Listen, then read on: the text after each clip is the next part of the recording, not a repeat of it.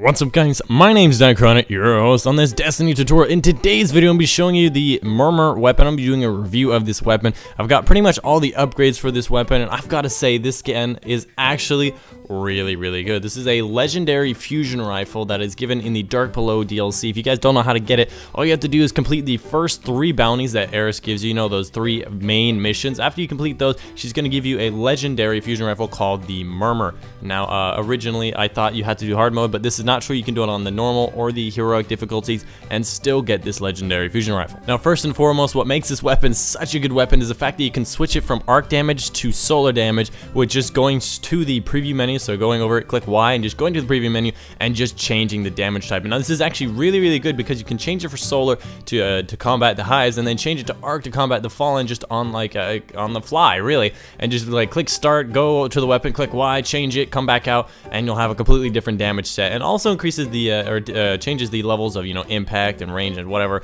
And I think the charge time and all that thing. I think the arc charge time is faster, but the fire does more damage, and back and forth. But mostly you change those things just to be more effective against certain enemies. Like Hive usually fire is more effective if there's like a wizard with a shield that's fire, that's really good against it. And if there's like a captain with an arc shield, that's really good against it.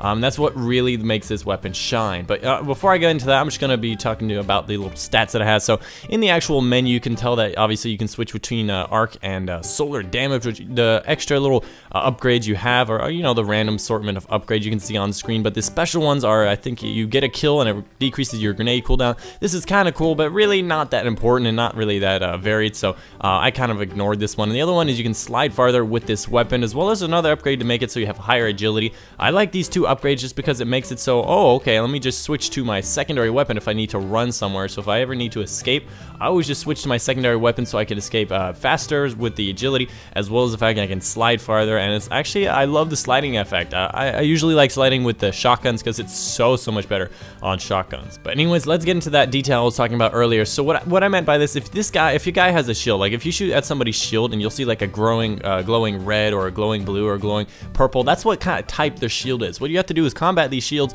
with the type of damage that they have. So red shield, you need solar damage to damage it super effectively. If it's a blue shield, you need arc damage to damage it super effectively, and of course void damage for purple.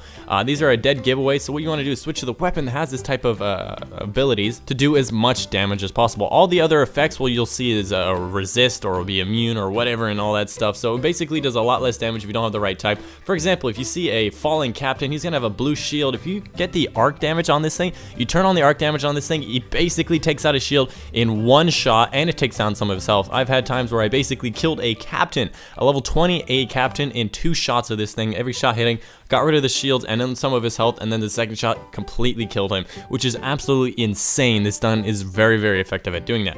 At the same time, it's also really good against the wizards. If you guys don't know, they have fire shields most of the time. I think Omnigel has a blue shield, but most of the wizards have fire shields. You'll see the big red one around it. The wizards, again, go down in 2 shots. One for taking down the shield and a little bit of health, and the other one for just absolutely destroying it. And this is actually only level 30 difficulty for these wizards, so that's actually really cool, as well as the fact they can randomly kill a bunch of enemies all over the place and do pretty good damage and all that stuff. But for the most part, these things are absolutely crazy for taking down the shields, as well as just putting damage into a boss that you don't see the critical hit point. I usually like that for fusion rifles. You don't have to worry about critical hits because they can't get critical hits, so just fire it into their ass and just get a bunch of like hits, and you get a bunch of 200s, 300s and stuff. So I think that's pretty cool. But other than that, there's not really much more to this weapon. Do I recommend this weapon? Hell yes. If you have the DLC, you should be using this like constantly. It's such a good weapon and such an amazing thing. And among all the other fusion rifles, I haven't used many fusion rifles, so I don't know if I'm a big authority on that subject. But from what I can see, it's a very effective fusion rifle, and you should definitely try it out. Last thing I wanted to mention is one of the last upgrades, I think the 3rd to last upgrade, requires a rune core from Eris. So basically you have to get to like rank 2 or 3 with Eris, and she'll be able to sell this item to you and you can upgrade that weapon. I'm not sure if this is the upgrade to make it an exotic weapon or not. I've heard rumors about this being it, but I haven't gotten it yet, so I can't really be an authority on this subject. Maybe in the comments down below you guys can leave comments about like, hey, the rune core does this and you're a dummy, blah blah, you know. I see that a lot. But yeah, just look in the comments down below. There's probably somebody down there who knows stuff, because you guys are really good at knowing all these things. But anyways, that's pretty much the video for you guys today. Let me know in the comments down below what you think of the Murmur. I don't really think there's gonna be a lot of people that are gonna hate it. I know Flavor doesn't like it solely on the fact that it's a fusion rifle, but I never really liked fusion rifles, and I kind of do like this weapon. But anyways, this has been the video. If you did like it, leave it a like down below. It really helps the channel out and really shows your support, as well as subscribe for more Destiny content in the future. I'll be covering tons of Dark Below DLC stuff. Anyways, this has been your host, aquired, and I'll see you guys on the next video.